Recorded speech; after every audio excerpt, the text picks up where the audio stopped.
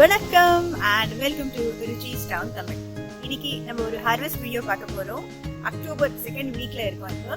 So நம்ம chillies வந்து ரொம்ப பெருசா வளர்ந்துருக்கு. இது ஒரு ஃபர்ஸ்ட் ஹார்வெஸ்ட் ஆஃப் சில்லின்னு தான் சொல்லலாம்.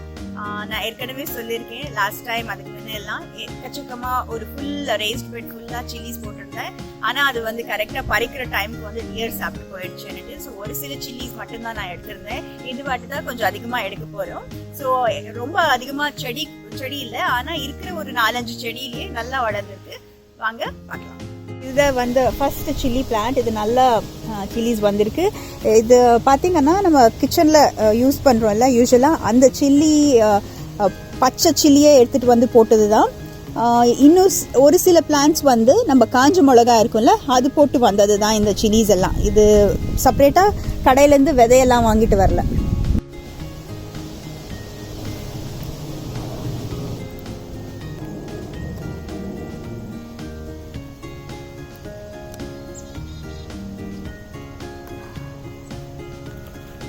பார்த்தீங்கன்னா இவ்வளோ எடுத்திருக்கேன் சில்லிஸ்.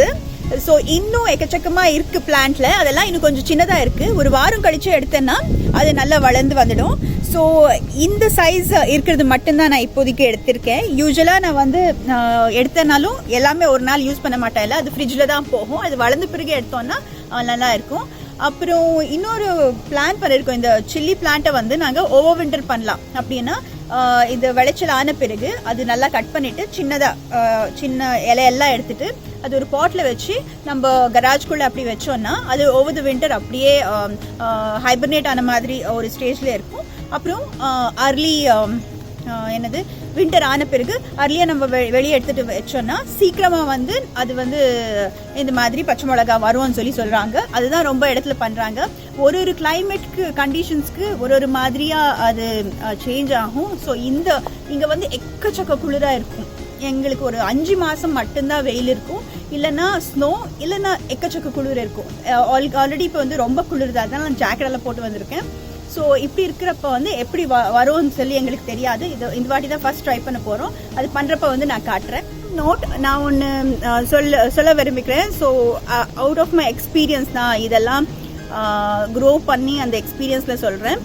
நீங்கள் யூஎஸ்லேயே இருந்தாலும் நீங்கள் எந்த ஜோனில் இருக்கீங்கன்னு சொல்லி பார்த்து அந்த ஜோனுக்கு ஏற்ற மாதிரி தான் நீங்கள் வந்து பிளான்ஸ் போடணும். எந்த டைமில் வந்து ஸ்டார்ட் பண்ணணும். அப்புறம் வீட்டுக்குள்ளே ஸ்டார்ட் பண்ணீங்கன்னா, இப்போ வந்து மார்ச்லேயே வீட்டுக்குள்ளே ஸ்டார்ட் பண்ணீங்கன்னா அது வந்து வெளியே எடுத்துகிட்டு வர்றப்ப வந்து போயிடும். ஸோ அந்த மாதிரி தான் எங்களுக்கு இந்த வாட்டி ஆயிருக்கு.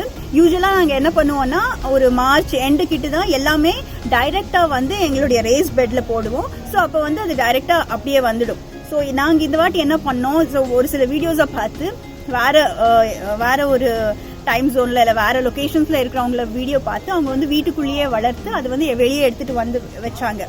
ஸோ அதே மாதிரி நாங்களும் இந்த வாட்டி ட்ரை பண்ணோம். அதால என்ன ஆச்சுன்னா அந்த குளிருக்கு வந்து அது தாங்காம அது போயிடுச்சு. ஸோ இதால எங்களுக்கு ஒரு 1 month வந்து வேஸ்ட் ஆயிடுச்சு.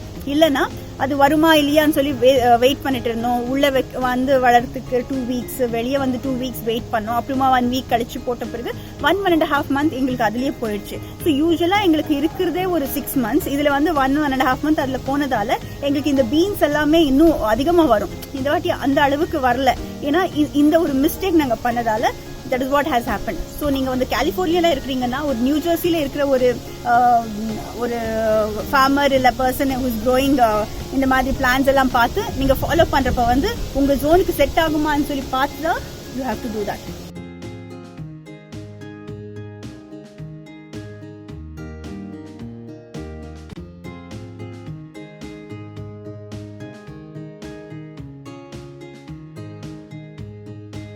இப்போ வந்து வின்டர் ஸ்குவாஷை வந்து நாங்கள் எடுக்க போகிறோம். இங்கே பார்த்தீங்கன்னா ஸோ இதுதான் வின்டர் ஸ்குவாஷ். ஸோ இது இந்த சைஸுக்கு மட்டும்தான் வளரும். அப்புறம் ஷேப் கூட இது ரொம்ப டிஃப்ரெண்ட்டாக இருக்கும். ஒரு ஃப்ளவர் எப்படி இருக்கும் அந்த மாதிரியே இருக்கும். ஸோ எடுத்துடலாம் வாங்க. அதே மாதிரி குட்டியாக கூட இருக்குது பாருங்கள். இது இன்னும் இது வளர்ந்துட்டு இருக்கு. இந்த மாதிரி வேற ரேஸ் பெட்டில் கூட இருக்குது, அங்கே கூட வளர்ந்து வருது.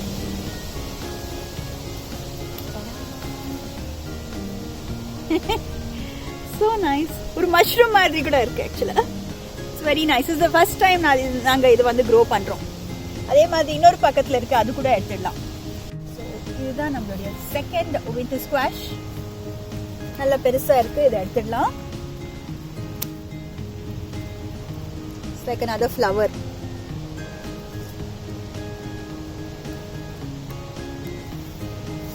இன்னும் சில ஸ்குவாஷஸ் இங்கெல்லாம் சின்ன சின்னதா இருக்கு. ஸோ அதெல்லாம் இன்னும் கொஞ்ச நாள்ல வந்துடும் நினைக்கிறேன். கோல்டு இல்லாம இருந்தா அது சர்வைவ் ஆகும். பார்க்கலாம் எப்படி போகுது. வந்து பீன்ஸ், இது வந்து டபுள் பீன்ஸ், லீமா பீன்ஸ் சொல்லுவாங்க. இது அது ஃபர்ஸ்ட் ஹார்வெஸ்ட் தான் பண்ண போறோம். ஒரு சிலது மட்டும்தான் நல்லா குண்டு குண்டா இந்த மாதிரி வந்திருக்கு. அது மட்டும்தான் இப்ப எடுக்க போறேன். பாருங்க,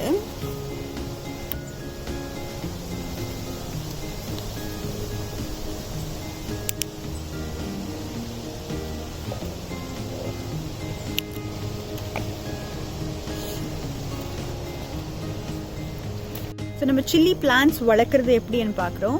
ஸோ வீட்டில் இருக்கிற விதையை போட்டு நம்ம வளர்க்கலாம். ஸோ அது வந்து நம்ம ட்ரையான சில்லி இருக்குல்ல, அது இல்லைன்னா பச்சை மிளகா ரெண்டும் போட்டு விதை போட்டு வளர்க்கலாம். அப்புறம் இதில் வந்து நல்லா இந்த பூ வரும். ஆனால் அந்த பூ வந்து நிற்காது, அப்பப்போ விழுந்துட்டே இருக்கும். ஸோ அந்த பூ வந்த பிறகுதான் இந்த சில்லிஸ் எல்லாம் நம்ம பார்க்க முடியல. அந்த பூவால் அது நிற்கலன்னா கால்சியம் தேவைன்னு சொல்லி இருக்கும். ஸோ அப்போ வந்து நீங்கள் எக் ஷெல்ஸ் இருக்குல்ல, முட்டையுடைய ஷெல் மட்டுமே, அது யூஸ்வலாகவே நாங்கள் எடுத்து வச்சு ஒரு மிக்சியில் போட்டு அரைச்சி வச்சுருப்போம். பொடி மாதிரி ஆகிடும். அது அரைச்சி வச்சோன்னா பொடி மாதிரி ஆகிடும். ஸோ அதை வந்து மண்ணில் அந்த எங்கே செடி இருக்கோ அதை சுற்றும் போட்டு மட் போட்டு கவர் பண்ணி வச்சிட்டோம்னா அந்த கால்சியம் வந்து அந்த சில்லி பிளான்ட்ஸ்க்கு நல்லா வரும். ஸோ அது வந்துச்சுன்னா இந்த மாதிரி முட்டைலாம் கீழே விழாம இந்த காய்க்கும். ஸோ அதுதான் ஒரு பெரிய டிப். இல்லைன்னா இதுக்கு வந்து பெருசா ஏதாவது புழு வர்றது அந்த மாதிரி எந்த ஒரு ப்ராப்ளமும் இருக்காது. நமக்கு இந்த செடியும் ஆகட்டும் இல்லை பீன்ஸ் செடியும் ஆகட்டும், ரெண்டுக்குமே புழு இந்த மாதிரி பூச்சிகள் வர்றதெல்லாம் யூஸ்வலாகவே வராது. ஸோ இட்ஸ் சேஃப் அந்த மாதிரி சொல்லிக்கலாம். ஸோ இந்த வீடியோ எடுக்கிறப்ப வந்து அக்டோபர் 2nd வீக், குளிர் வந்து அதிகமாக ஆக தொடங்கிடுச்சு. இனிமே இந்த பிளான்ஸ் எல்லாம் ஒரு 2 to 3 வீக்ஸ் மட்டும்தான் சஸ்டெயின் பண்ணும். அதுக்கப்புறமா நாங்கள் இதெல்லாம் செடியெல்லாம் எடுத்துட்டு இந்த ரேஸ் பெட் எல்லாம் கிளியர் பண்ணிட்டு விண்டருக்கு வந்து ரெடி பண்ணணும். ஸோ அதை எப்படி பண்ண போறோன்னுட்டு இன்னொரு வீடியோவில் நான் காட்ட போகிறேன். ஸோ இந்த வீடியோ பிடிச்சிருக்கும் நம்புறேன். பிடிச்சிருந்தா ஏதாவது சஜஷன்ஸ் இருந்தால் நிச்சயமாக கமெண்ட் செக்ஷனில் போடுங்க. இன்னொரு வீடியோவில் சந்திக்கிறேன். அப்போ வரைக்கும் பாய்.